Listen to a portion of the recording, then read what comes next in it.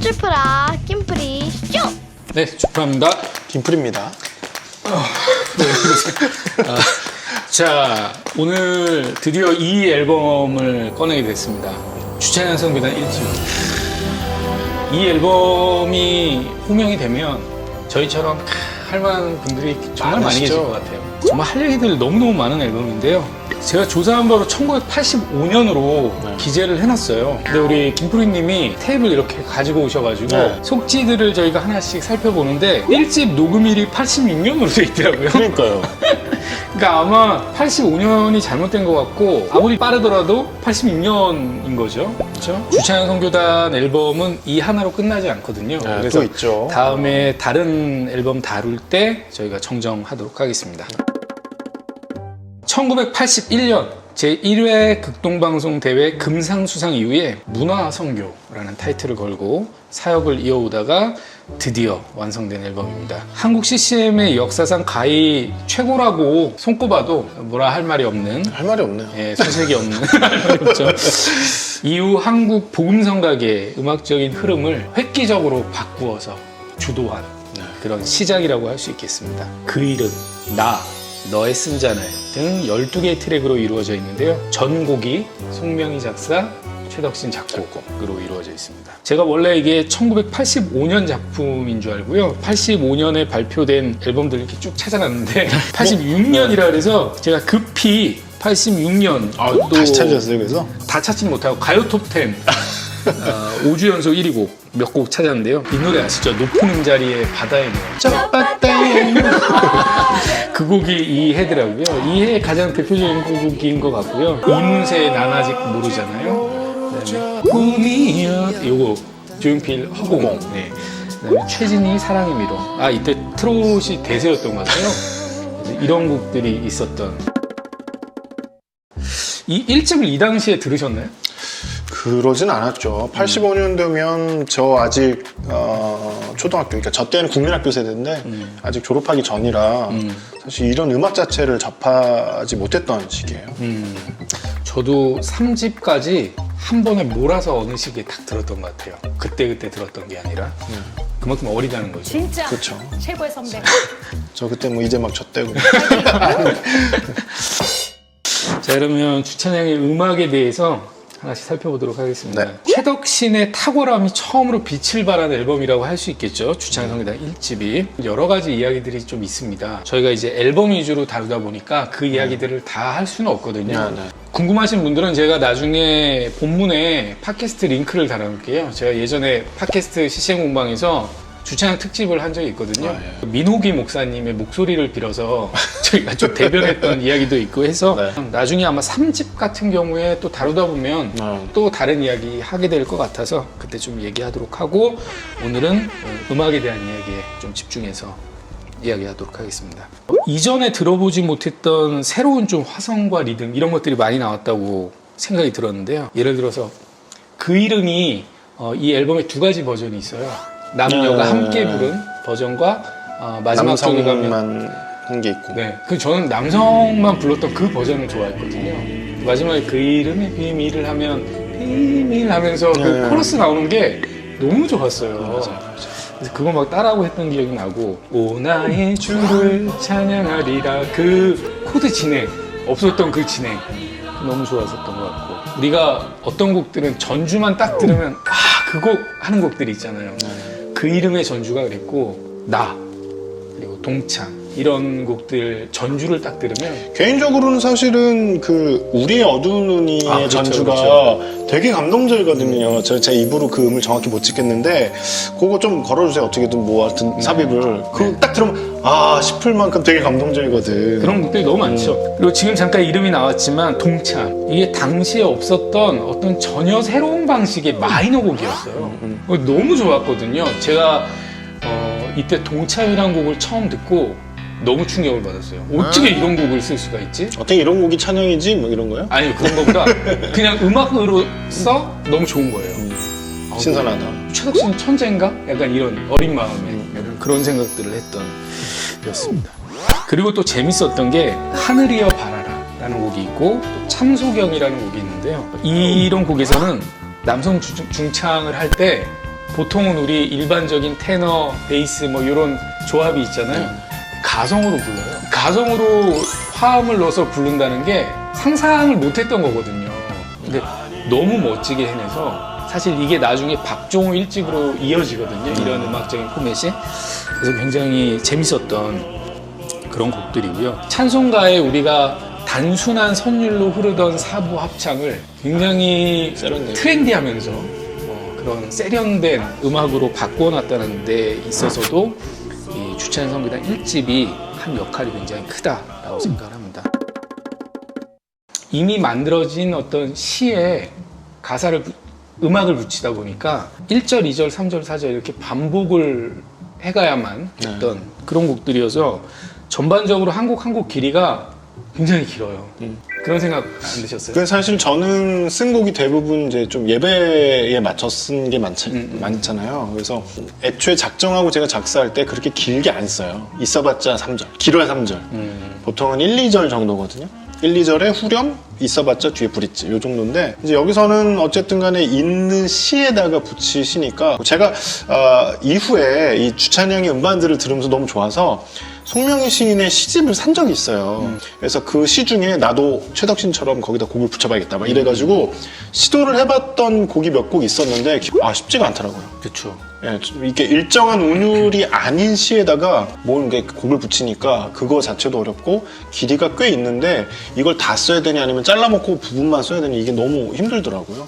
사실 있는 시나 가사에 운율을 바꾸지 않고 그대로 사용해서 노래를 만든다는 게 어렵죠. 정말 어려운 일이잖아요.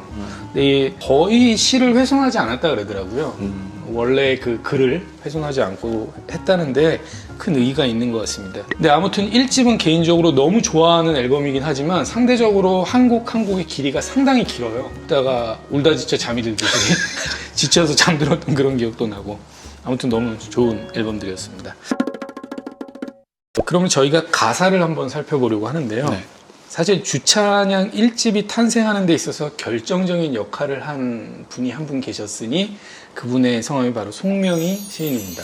사역을 계속 이어가던 주찬 선교단이 1985년에 집회 중에 송명희 시인을 만났다고 합니다. 그래서 너의 쓴 자는 이라는 가사에 처음 곡을 붙여서 그게 첫 곡이었군요. 네, 부르기 시작했다고 해요. 그래서 지금 말씀드린 대로 송명희 시인의 원래 시를 거의 훼손하지 않고 그대로 곡을 붙여서 그 애초에 가사를 쓴 의도와 그 모든 것들을 존중하는 그리고 또 그런 수고들이 좀 느껴지는 작업들이었습니다. 원작자 입장에서는 굉장히 고마운 일이에요. 그럼요. 작업의 어떤 편리성 때문에 효율성 때문에 이렇게 수정이 들어가는 일들이 있거든요. 물론 그게 상의가 되어야겠지만 근데 그렇게 되지 않고 훼손되어지거나 변형되어지면 원작자 입장에서 굉장히 좀 아쉽고 때로는 자존심이 좀 상하기도 하고 그런데 그 부분에 대한 존중이 아주 같이 있었다고 생각합니다. 네, 특히 이제 송명희 시인의 그 몸이 불편한 사연들이 알려지게 되면서 그녀의 간증처럼 여겨진 나 가진 재물 없으나 그 곡 있잖아요. 그 곡에 담긴 가사는 당시 많은 기독교인들에게 큰 은혜가 됐었죠. 그 이야기들이 좀 많이 회자가 됐었고 이게 만약에 다른 사람, 그러니까 예를 들어서 몸이 그냥 건강하고 상황이 그닥 특별하게 어려운 게 아닌 일반적인 사람이 나와 같은 가사 혹은 시를 썼다면 사실은 약간 좀 상상? 자기 불만족에서 시작되는 정도로만 여겨질 텐데 실제적으로 나 남에게 있는 건강이 찡하느나 이랬을 때 이게 건강하지 않은 몸이 불편하신 분이 이걸 썼기 때문에 그 진정성이 주는 감동, 설득력이 있었다고 생각을 해요. 물론 그런 감사는 좋지 않겠지만 저런 사람도 라고 표현할 만한 열악한 환경에 있는 사람 혹은 몸이 불편한 사람에 대해서 다시 한번 좀 묵상하게 되는 게 되잖아요. 그러니까 나도 열악하고 나도 어려움들이 있지만 나도 감사해야지라고 이렇게 도전을 받게 되고 만들어진 미사여구가 아니라 실제 자기 삶이었기 때문에 주는 어떤 그 힘이 있지 않았나라는 생각을 가장 나에서 많이 볼 수 있다고 생각합니다. 네. 가사들을 조금씩 제가 발췌를 해봤는데요. 특이한 가사들이 굉장히 많아요. 그 이후에 수십 년이 흐른 지금 현재에 봐서도 이런 가사들을 어떻게 이 당시에 썼을까 하는 그런 이야기들이 많거든요. 너의 쓴 자는 이라는 곡에 보면 너의 쓴잔을 내가 마시었고 나는 너에게 단잔을 주었노라 이런 표현들 사실 이 곡 외에서 만나보지 못한 그런 가사들이었고요. 우리의 폭력의 손길이 그 몸 병들게 때렸으며 살인자의 분받아 우리는 그를 찔렀소. 예수를 십자가에 매단 그 사건에 대한 이야기인데요. 이런 식으로 표현한 것도 그렇게 많이 흔하게 찾아볼 수 있는 이야기는 아니었고요. 사실 그 이름은 한 줄 한 줄 가사가 참 저는 개인적으로 너무 좋아하는 가사거든요. 사람들 그 이름 건축자의 버린 돌처럼 버렸지만 내 마음에 새겨진 이름은 아름다운 보석. 너무 좋고요.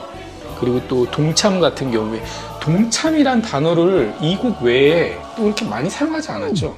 그렇죠. 너의 그렇죠. 모든 것을 동참하시는 주님을 너 바라보라. 정말 시라고 생각이 되는데 시하면 뭔가 우리의 일상의 언어들과 많이 떨어져 있을 거라고 생각을 하지만 이게 음악적으로 이렇게 만들어졌을 때 그렇게 괴리감이 느껴지지 않는 그런 글이었던 것 같아요. 물론 송명희 시인이 그만큼 글을 충분히 잘 쓰시는 분이시기도 하지만 가사나 음악에 있어서 또 개인적으로 뭐 좀 인상적이었다거나 좋았던 부분이 있으실까요? 글쎄요, 지금 이렇게 들으면서 그냥 너의 쓴잔을이 노래로만 듣다가 너의 쓴잔을 내가 마시었고 그 대신에 나는 너에게 단잔을 주었노라 그런데 가사로 단잔을 주었노라 저는 이게 지금 확 와요. 단잔, 그 달달한 달콤한 잔이라고 생각이 드는 게 아니라 자꾸 이렇게 단잠을 주었노라 같은 느낌으로 왔었어요. 근데 지금 보니까 넌 나한테 쓴잔을 주고 난 너에게 단잔을 주노라. 뭐 아까 동참 얘기도 하셨지만 이런 가사가 없잖아요. 네. 난 너에게 뭐 복을 주노라 뭐 이런 표현은 있지만 이 쓴잔과 단잔이란 표현으로 이렇게 쓰여진 가사 자체도 지금 봐도 굉장히 색다르다라는 생각이 들고 제가 좀 깊이 더 이해하지 못했다라는 생각이 지금 막 들었어요. 그러니까 아까 처음에 이제 음악적으로 간단간단하게 제가 개인적으로 좋았던 부분들을 좀 짚기도 했고 가사에 대한 것들도 약간 수박 겉핥기 같지만 훑어봤는데 음악 자체로도 너무 좋았고 가사 자체로도 너무 좋았는데요. 그 밸런스가 너무 좋은 것 같아요. 이 음악에 이 가사가 아니었으면 안 됐을 것만 같고 애초에 그 이름이라는 시가 씌어졌을 때 예수 그 이름 그 멜로디를 가지고 태어났던 것 같은 약간 느낌이 들 정도로 걸맞는 음악이 붙었다는 생각이 들거든요. 뭐 이런 찬양을 얘기할 때 운명 이런 걸 얘기하면 안 될 것 같지만 이 두 사람이 만난 건 이때의 어떤 운명 같은 게 아닐까 약간 그런 상상을 막 해봤거든요. 영화의 한 장면 같은 지금 계속 다뤄보면서 얘기했지만 이런 류의 가사들을 이 이후에도 우리는 흔하게 만나지 못했고 여전히 이 음악들, 이 가사들을 들춰볼 때면 늘 새록새록 놀라움이 또 물밀듯 밀려오는 걸 느끼거든요. 생각해보면 지금 이 앞뒤로 여러 음반을 다루면서 곳곳에 최덕신이라고 하는 거장의 그 곡들이 많이 소개가 또 되고 있잖아요. 그런데 사실 그 주찬양 1집에 이 송명희 시인의 가사들이 없었다면 이런 내용이 없었다면 물론 여전히 좋은 멜로디를 쓰셨겠고 또 좋은 찬양 가사들을 쓰셨겠지만 송명희 시인만이 이렇게 길어 올릴 수 있는 어떤 삶의 그 고통 가운데서의 고백들이나 이런 이야기들이 주찬양 선교단의 시작점을 제대로 이렇게 할 수 있게끔 해줬던 원동력이 아닐까. 그 이후에도 분명히 수많은 명곡들이 있긴 했지만 1집에 다뤄지는 송명희 시인의 이야기들, 이 노래들만큼 정말 두고두고 계속 곱씹어지면서 사람들의 심금을 울리는 노래들은 이후 음반에도 그렇게 많지는 않았던 것 같아요. 그러니까 음악적으로 그 노래 좋았지 이런 건 되게 많은데 1집에 지금 언급한 몇 개 노래만 해도 너무 사람들이 정말 내 주제곡이 할 정도로 가슴을 울리는 노래가 많거든요. 가사에 힘이 있는데 아까 말씀하신 것처럼 송명희가 없었다면 최덕신이 또 최덕신이 없었다면 송명희란 시인이 과연 사람들에게 소개가 될 수 있었을까? 네. 그런 면에서 정말 둘은 운명 같은 만남이 아닐 맞습니다. 수가 없다는 생각이 듭니다. 재미삼아 하나 짚고 넘어가자면 참소경이라는 곡이 있는데요. 가사 중에 참소경이 누구인가 그리고 또 2절 3절로 넘어가면 안진뱅이 누구인가 그리고 마지막에 참 병신이 누구인가 이런 가사들이 있어요. 근데 이때는 아무 문제의식을 못 느끼고 들었는데 이번에 다시 듣는데 어떻게 이런 가사를 쓸 수 있지 하고 좀 많이 놀랐던 것 같아요. 아니 그리고 분명히 어릴 때 많이 들었거든요. 네. 근데 제 기억에 그냥 참소경이 누구 이게 약간 좀 웃기게 얘기를 하자면 그때 입장에서 누구인가 이거 이제 따라한다고. 그러니까 거기까지 웃으면서 끝내고 네. 사실 이 노래를 그렇게 심각하게 이해하지 못했던 것 같아요. 네. 어떻게 보면 좀 인권 문제도 있고 여러 가지 그걸 다루는 건데, 그러니까 그런 독특한 주제여서도 그 당시에 독특했지만 말씀하신 것처럼 지금 시대적인 감수성으로 보면 이제 요렇게 표현하는 건 조금 조심해야 되는 표현일 수도 있는데 뭐 나쁜 의도로 썼다는 게 아니라 네. 여전히 그 당시에 성경이 다루고 있는 표현들이 소경과 안진뱅이 벙어리 막 이런 식이니까 맞습니다. 예, 그런 부분은 이제 성경과 더불어서 다 같이 시대적 감수성에 맞게 좀 재정비될 필요가 있겠죠. 네. 그래서 이런 표현들이 지금의 시점에서 다시 한번 생각해보는 기회가 돼서 의미 있었고요. 주찬양으로 시작된 산업으로서의 CCM의 그런 가치와 평가들이 있을 것 같습니다. 이 당시에 앨범 판매량이 33만 장이라고 해요. 아 그래요? 예. 이거 어디서 집계가 됐나요? 주워 들어서 찾은 얘기인데요. 하여튼 어마어마한 수치입니다, 이거는. 이때도 뭐 불법으로 많이 복사하고 돌리고 이러던 시절이었기 때문에 아마 실제 파급된 것은 이와 비교할 바가 아니었다고 또 생각이 들더라고요. 그리고 사실은 요 시대 때는 제가 이제 중고등학교 때 이제 음반에 눈을 뜨기 시작하면서 살려고 해도 그 테이프 하나 2,500원 하던 시대였거든요. 10,000원짜리 하나 뭐 그때 큰 돈이었지만 들고 가서 살라 그래도 살 음반 자체가 많지 않았어요. 제가 요 음반들 모은 것도 제가 86년, 87년 요때 산 게 아니라 몇 년 뒤에 몰아서 사고 이렇게 하나씩 모았거든요. 뭐 암흑의 집사 복음성가 이런 거 있단 말이에요. 시리즈로 나오는. 그러니까 사실 요렇게 오리지널송으로 뭔가 유니크하게 나오는 것들이 아직은 많지 않을 때라서 영향력이 아주 컸고 아마 주찬양 1집이 없는 집이 거의 없지 않을까. 저 몇 개 샀던 것 같아요, 늘어져가지고. 어머님이 또 버리신 거 아니야? 그랬겠죠.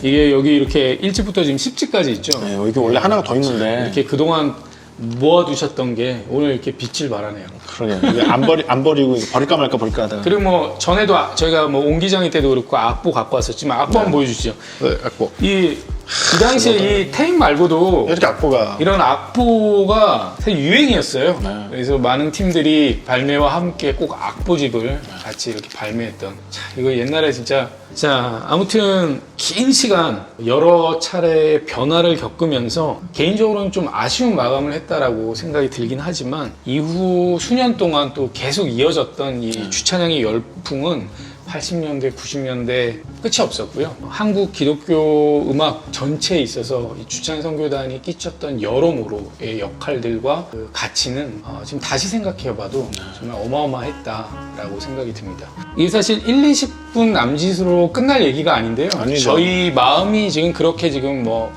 이 얘기 더 해야 되는데 갈급함이 없는 이유는 다룰 앨범들이 되게 많거든요. 그래서 주찬양과 관련된 여러 가지 이야기들은 다른 앨범들 할 때 그때 이렇게 나누어서 좀 이야기들을 하면 좋을 것 같아요. 그리고 이번 회차 방송 보시는 분들 중에 지금 뭐 아마 이 음반들을 소장하거나 들으신 분들 많을 테니까 인증샷? 뭐 그렇다기보다 나는 어떤 몇 집 음반에 어떤 곡 뭐 이런 게 좋았다라는 얘기들을 좀 댓글로 남겨주셔도 좋을 것 같고 네. 저희가 준비하고 있는 음반이 또 있긴 하지만 이 음반을 좀 같이 다뤄줬으면 좋겠다라는 약간 요청들도 댓글로 해주시면 좋을 것 같아요. 저희가 지금 라떼 CCM은 저희들만의 라떼 얘기를 하는 게 아니라 우리 때의 이야기를 하는 거니까 여러분들의 의견들도 좀 많이 주어지면 좋겠다는 생각이 듭니다. 좋습니다. 오늘은 좀 송명 시인의 이야기에 초점을 맞춰서 주찬양 1집을 한번 조명을 해봤고요.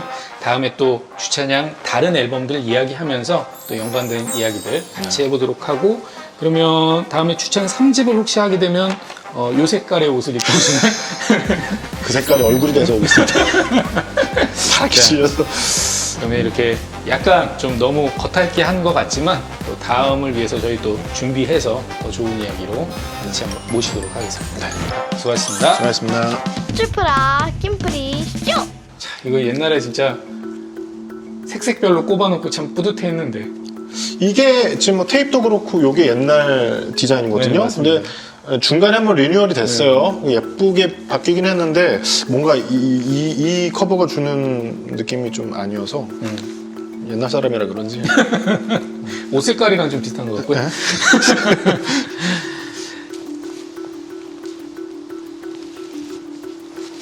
와, 이거 되게 빨리 끝났네. 음악 요거 좀 1집은 제가 드릴 테니까 신경 좀. 요게 거의 나머지는 대충 하고 이게 거의 엑기스인데. 그거 넣어줘야 돼. 우리 어두운 눈이 전주. 그게 진짜 백미인데. 쭈프라 김프리